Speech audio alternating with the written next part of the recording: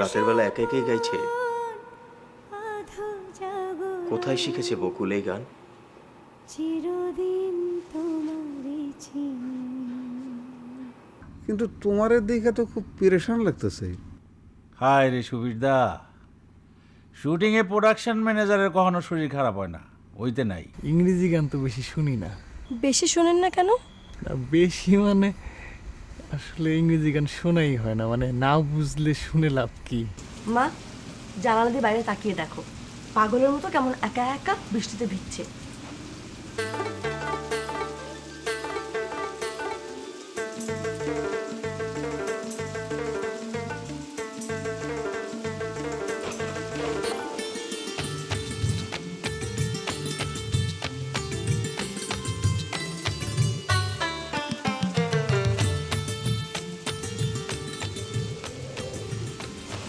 মা, আমরা পাশে একটু বসি। এই খবর তুই আমার এখানে শুবি না, যা নিজের বিছানায় যা।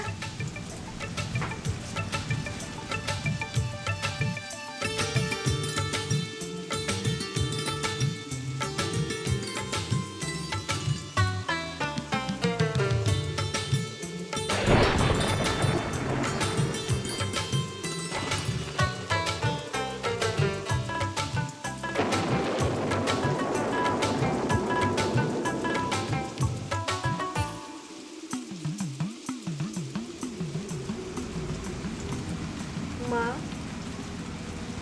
এই ঘরে বারান্দার দিকে আগে জানালার মা ঘুমাতো, এখন ঘুমায় না কেন? তুমি নিষেধ করেছো না? হঠাৎ এই প্রসঙ্গ কেন? না, জানালার মা যদি এখন থাকতো তাহলে আমি গল্প করতে পারতাম। তুমি নিশ্চয়ই মানা করেছো তাকে। আমি কিছুই বলি না। তাহলে সৌরভ বলেছে। আর এই ঘর থেকে কেন? তাকে তো এই ছবির থেকেই বাদ দিয়ে দেওয়া হয়েছে, ঢাকায় চলে গেছে। কেন মা? একজনের কথা আরেকজনকে লাগায় বলে? চুপ! তোর সাথে কথা বলতে আমার বিষের মতো লাগছে। তাহলে বলা লাগবে না মা, একদম কথা বলা লাগবে না।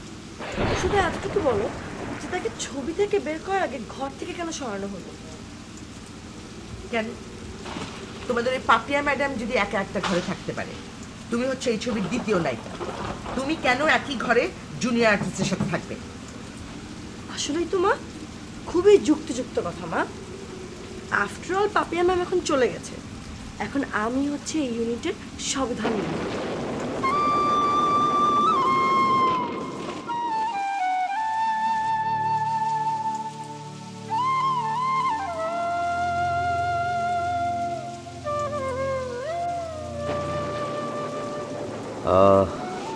বৃষ্টির রূপ খুব সুন্দর, সব কিছু ভেঙে গুড়িয়ে দেয়।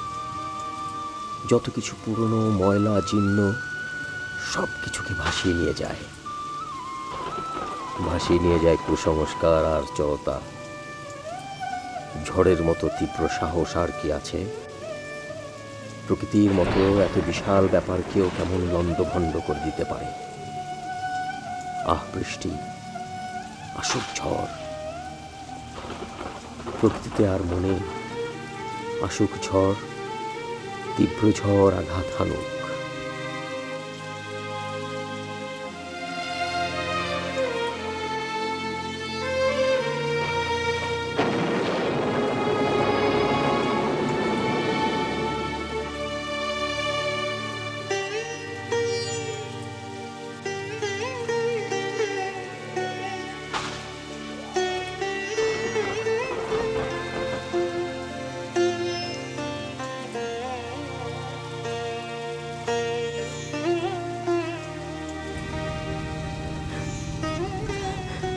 পাগো, কি জোরে ঝড় হচ্ছে, তখন ভয় করছে।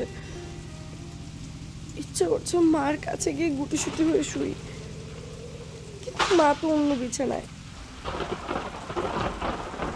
বকু, এই বকু, কি? আমার কাছে শুবি আয়। না, কথা শোন, আয় এদিকে। আমার ভয় করছে না মা। আমার ভয় লাগছে। তোমার ভয় লাগলে তুমি আমার কাছে এসো, আমি কেন যাব?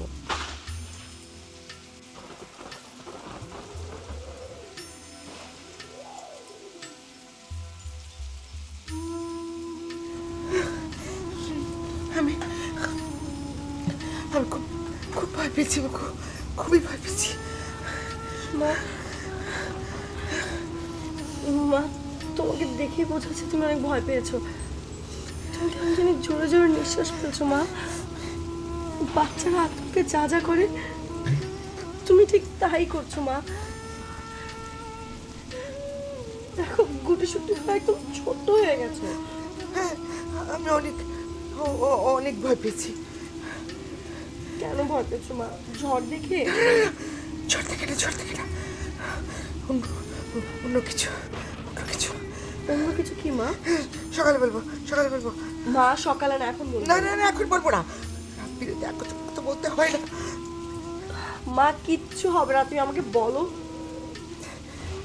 বলো। হলো কি, হঠাৎ ঝড়টা বেড়ে গেল, তারপরে হঠাৎ জোরে জোরে অনেক জোরে একটা বাজ পড়লো, তারপরে মা মা করে ধরতে পারলে মন বেড়ি দিতাম, পাখির পায় কেমনে আসে যায় খাসার ভিতর। এই কে কে এই এই জানলাটা লাগো লাগো লাগো লাগো। ইস রে, বাতাস দেখছো কি অবস্থা, বৃষ্টি। ওইটা ওইটা ওইটা না। আচ্ছা সৌরভ ভাই, এই পাহাড়ি অঞ্চলের ঝর্ণা কি বড় সাংঘাতিক? হ, এইবার সোমেশ্বরী নদীতে বিরাট বান বইব। কিসের বান ডাকবো? পাহাড়ি এলাকার নদীতে জ্বর হইলে বান ডাকে, ঢল নামে, নদী ফুইলা ফাইপা বিশাল হয়ে যায়। সে এক দেখার মতো জিনিস। দূর, কি সব কথা কইতেছ? এই জ্বর বা দলের রাইতে কে এগুলি দেখতে যাইব? আরে দেখতে যাওয়ার কথা তো আমি কইতেছি না, কিন্তু এই জ্বর থাইমা গেলেও বান থাকে। তাইলে তো সকালে দেখতে যাইতে হয়। সকালে যাইবা তো ততক্ষণ আগে বাইসালো। দেখো নাই ঘরের চারপাশে কিরকম বড় বড় গাছ, একটা যদি ভাঙ্গা পড়ে তাইলে তো বর্ত হয়ে যাবো দুইজন। আর তোর সৌরভ ভাই, তুমি কি সব ডাকাইতে কথা কইতেছ? চুপ করে থাকো তো, ঘুমাও এগুলি। আচ্ছা সুবিধা, এই জ্বরের মধ্যে স্যার কি অবস্থা আছে না আছে একটু দেখে আসা দরকার না? আরে তারপর কি হলো মা? বড় একটা বাজ পড়লো, তুমি জানালার দিকে তাকালে। তারপর তারপর তারপর আমার মনে হলো ঘরে বৃষ্টির ছাট আসছে, জানলাটা একটু বন্ধ করতে। তারপরে জানলার দিকে তাকিয়ে দেখি কি যেন জানলার শিক ধরে দাঁড়ানো। কি বলছো মা? কে দাঁড়িয়ে থাকে? হ্যাঁ, ঠিকই বলছি, ঠিকই বলছি। একটা মেয়ে, পেটে খাটো, কেমন হ্যাংলা, শুকনো, জানলার শিক ধরে দাঁড়িয়ে আস্তে আস্তে মাথা নাড়ছে। যে ছোট বাচ্চারা শিক ধরে ঝোলে না, ওই রকম। বাদর না তো মা? এই এলাকায় কিন্তু আবার অনেক বাদর আছে। পরশু রাতে আমি জাম গাছে একটা বাদর দেখেছি। না, আমিও তো প্রথমে বাদরই ভেবেছিলাম, কিন্তু কিন্তু কি? তখনই আবার বিদ্যুৎ চমকালো। বাদর না, মানুষ, মানুষ। কিন্তু মা মানুষ কোত্থেকে আসবে? গ্রিল দেয়া বাড়ি, বাইরের কেউ তো ঢুকার কোনো স্কোপ নেই। চুপ কর, চুপ কর। মা তোমার কি ধারণা তুমি ভূত দেখেছো? চুপ চুপ চুপ কর। আচ্ছা ঠিক আছে, বলো ভূতটা কি ধবধবে সাদা ছিল নাকি আফ্রিকানদের মতন কালো? যদি কালো হয় তাহলে কোনো চিন্তার কোনো বিষয় নেই। কেন? আহা শোনোনি যে কালো ভূতরা হার্মফুল হয় না, কিন্তু যদি সাদা হয় তাহলে কিন্তু অনেক বিপজ্জনক। এসব কি বলছিস বুকু? কিচ্ছু না মা, তুমি নিশ্চিন্তে ঘুমাও, আমি তোমাকে জড়িয়ে ধরে থাকবো। কোনো ভূত কিচ্ছু তোমার কাছে আসতে পারবে না।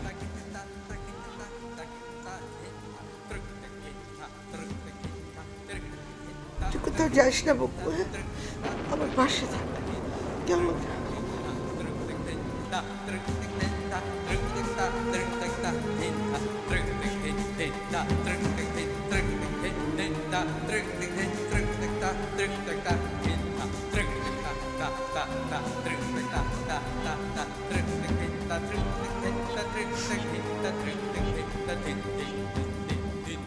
মা এখনো ভয় পোটলা হয়ে আছে। মার মনে ভয়ের বদলে অন্য কিছু ঢুকে দিতে হবে। কি করা যায়? মা, মা, কি জোরে ঝড় হচ্ছে দেখেছো? পাহাড়ি অঞ্চলের বৃষ্টি নাকি এতক্ষণ ধরে হয় না। এই যুগ বৃষ্টি আবার এই নেই। কিন্তু এখন তো দেখছি বৃষ্টি তো আমার নামই নিচ্ছে না। হচ্ছে তো হচ্ছেই। তাই তো দেখছি। সারা রাতেও এই বৃষ্টি থামবে বলে তো মনে হচ্ছে না। আর বাতাসও কিরকম হচ্ছে।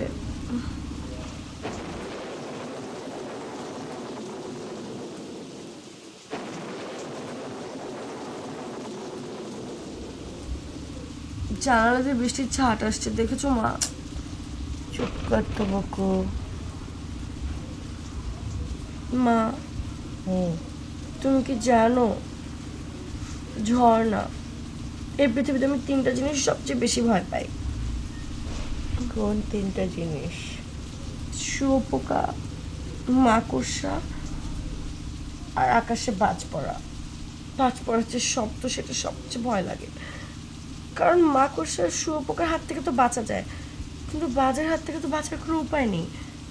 কাউকে বললেই মাকড়সার শুয়োপোকাকে ঝাঁটা দিয়ে মেরে বাইরে ফেলে দিতে পারে।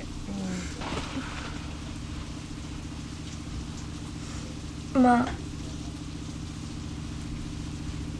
ছোটবেলায় আমি এই সময় কি করতাম তোমার মনে আছে? 2 হাতে বাবাকে জড়িয়ে ধরতাম আর জিজ্ঞেস করতাম, বাবা বাজ পড়া কি বন্ধ হয়েছে? আমি ভয়ে বাবাকে সমানে একটা প্রশ্ন করেই যেতাম, বাবা বাবা এই বাবা, বাজ পড়া কি কোনোদিন বন্ধ হবে না? বাবা আমার এই প্রশ্ন অনেক মজা পেত। বাবা হাসি মুখে আমাকে বলতো, আমি কি করে বলবো রে বাজ পড়া বন্ধ হবে কিনা? বাজগুলোকে আমার কারখানায় তৈরি হয়।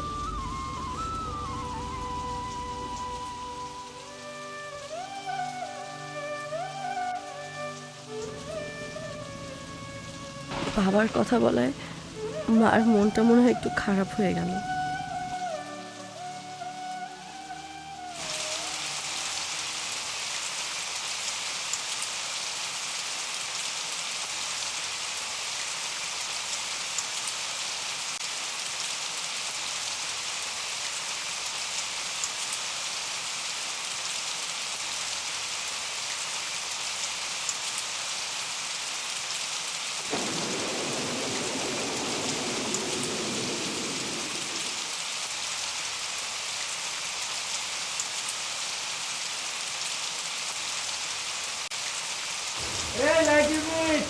কি করো তোমরা?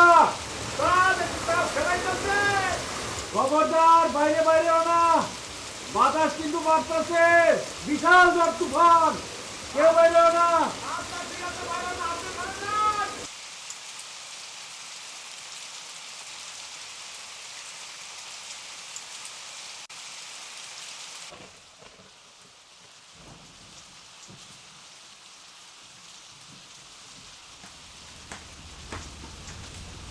মা, তোমার ভয় কি কিছুটা কমেছে?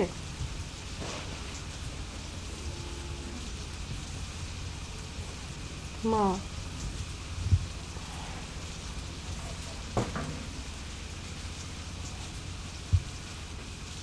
এই কম্বলটা তোমার খুব প্রিয় তাই না?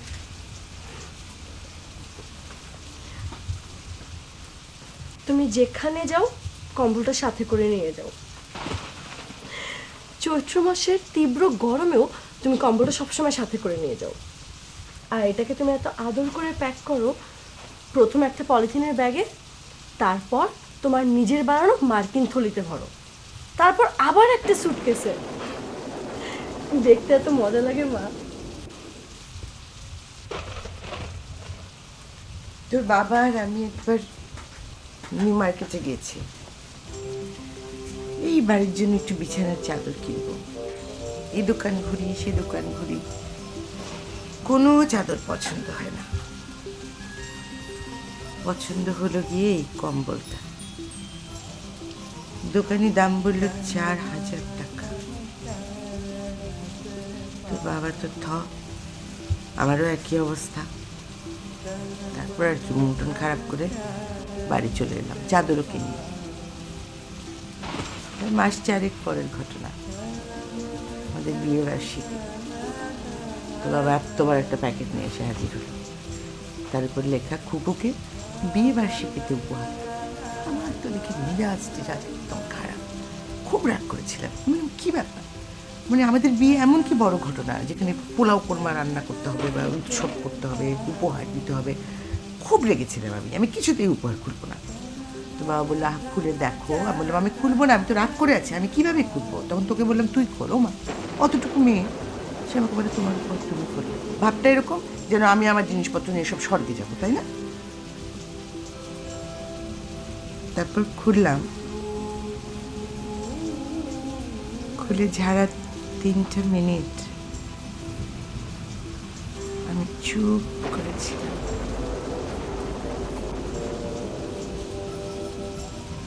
এত অবাক হয়েছিলাম।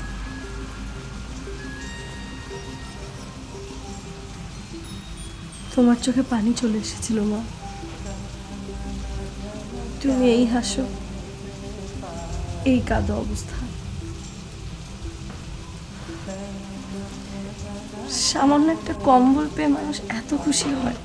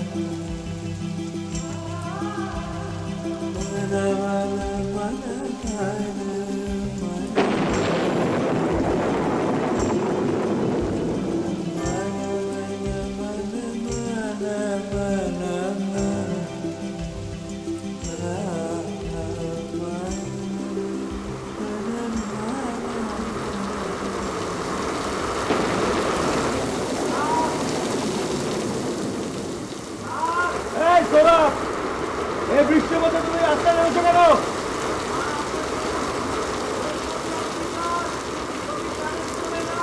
আরে আমার মোমবাতি লাগবে না, তুমি যাও রুমে যাও, রেস্ট নাও, যাও।